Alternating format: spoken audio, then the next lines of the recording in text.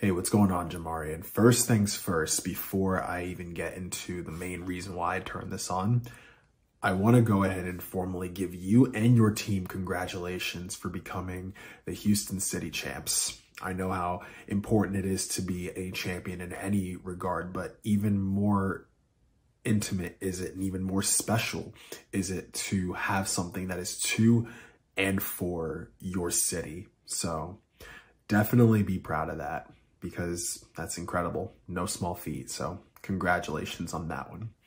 A little bird told me, I won't say the name of this bird, told me that you were interested in becoming a soloist. Now, I don't know if you're watching this on your own or you're watching this with other people. So some of the things that I say may land with more than just you, and that's 100% okay. But for you specifically, since I am talking directly to you, in this off season, as you're learning your moves, as you're putting your craft together, as you're figuring out what your solo moves are going to be, I want to leave this encouragement that really shaped how I worked as a soloist for, good grief, it was like 10 years. No, even more. 11, there we go. First solo was in 2009, so there it is. It's going to be a whole lot less what moves you do and more about the message that you give to the judge or whoever's watching you. When I was performing, particularly in the 2015 to 2017 timeframe, the message that I gave out was rage, hence moves like the K-Rage. I was angry. I was I had a bitterness about me, and that translated a message to the judge that it didn't matter what I did. I was going to do it with violence and intensity there was a term that I had in my mind, but I can't remember what it was. Fast forward to 2020, the message that I wanted to give to the judge was, I am refined, I am whole, I am a champion.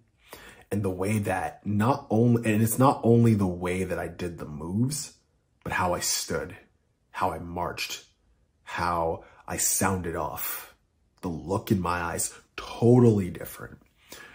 A lot of drillers learn moves, but they don't really capture an internal message that they communicate to the judges. And in that, it's hard to do because it's not the moves that you can see, it's how it is done. The best way to look at this is it's not just the what you do, but how you do it and why you do it that way. The individual culture of the move, the individual lifeblood of the move, of the solo itself, that is what's going to make you a whole lot more successful than any array of moves ever will. Especially if you're going to be competing on the big stages one day. I'm telling you right now, it's all about a message that you give out.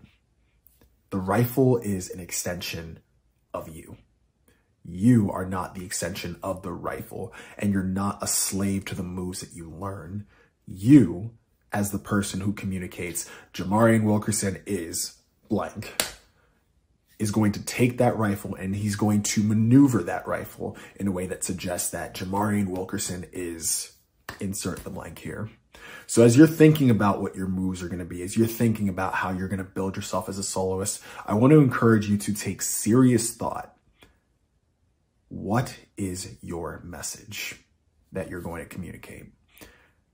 I'm going to tell you right now, for the first year, it's going to be tough. But as you continue to practice in solo and as you continue to compete especially, you'll find out what that voice is. I'm looking forward to hearing about what strides you take in the solo field and how you do overall if you compete in those big stages. All right?